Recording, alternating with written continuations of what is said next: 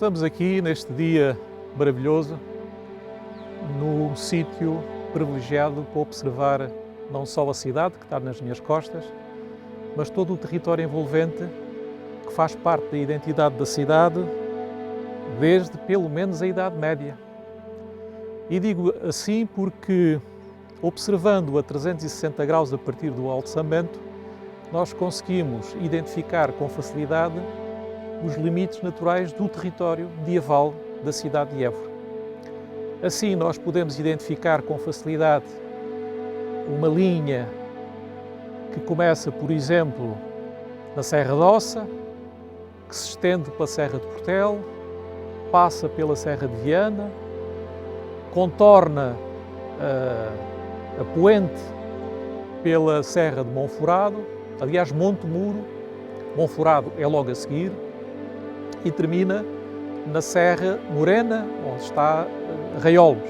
Portanto, nestes 360 graus, nós conseguimos identificar perfeitamente os limites naturais deste território onde nasce o termo medieval da cidade de Évora.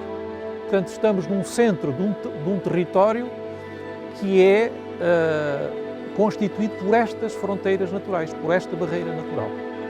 Ora, a nossa cidade, também ela própria, tem um território mais pequeno, mais próximo, periurbano, um território que é constituído, sobretudo, a norte, por uma área muito concentrada de quintas, os chamados cotos da cidade, portanto, uma zona quintaneira da cidade, virada a norte, em terrenos mais disponíveis para a agricultura, mais úmidos, ligados também, digamos, às origens da vinha na cidade, sobretudo na zona de Loredo.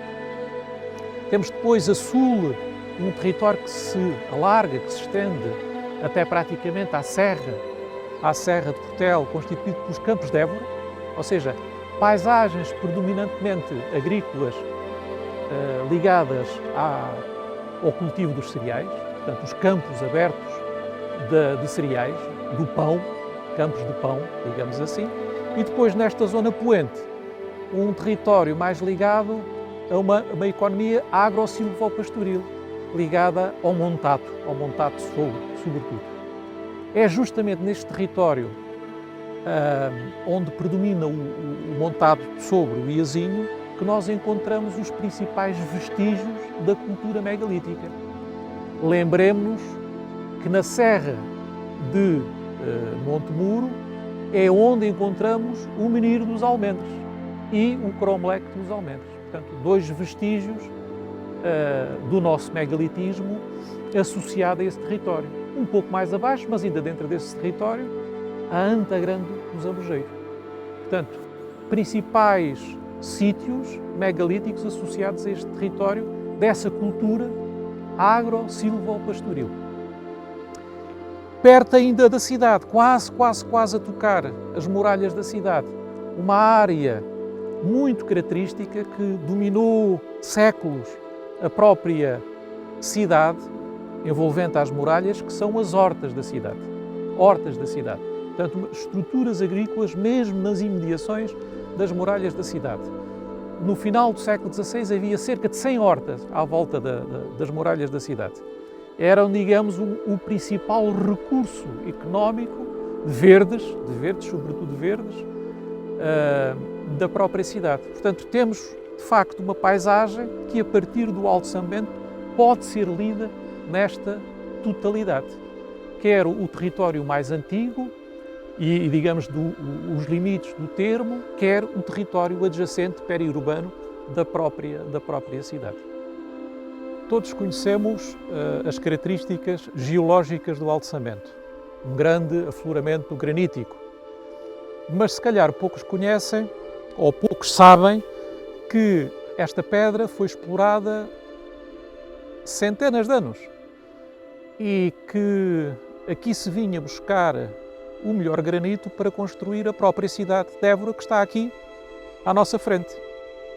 É assim que, desde os romanos, se vem buscar pedra para construir, por exemplo, o Templo Romano.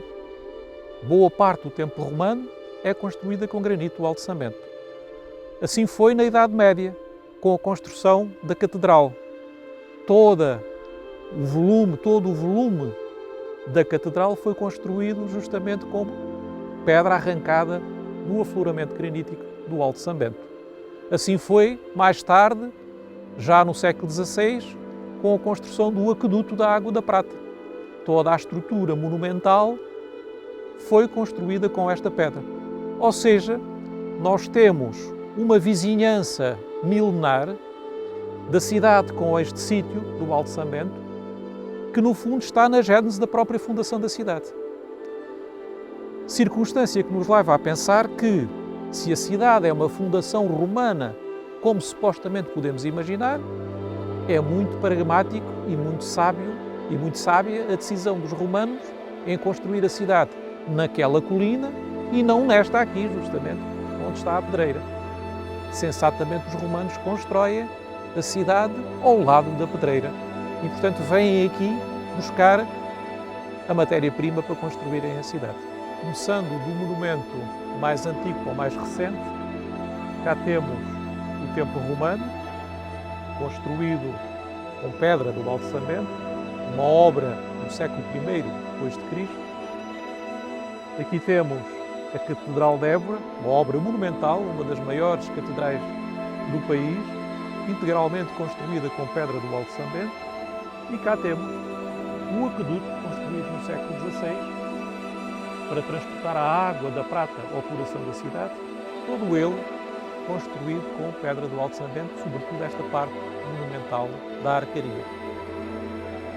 Como o sítio dominante na paisagem, o Alto São Bento também é sítio de ocupação humana, sítio de memórias, naturalmente. Temos neste enquadramento territorial vestígios ainda presentes de ocupação humana do período calcolítico, que vem até praticamente à Idade do Ferro e, portanto, numa cronologia bastante abrangente em termos de ocupação permanente de pessoas neste território. Temos também indícios e confirmação até documental da existência de uma atalaia, provavelmente uma atalaia de origem morisca, de origem islâmica, que depois foi ocupada durante a Idade Média, com a função naturalmente de proteção, de avistamento de todo este território.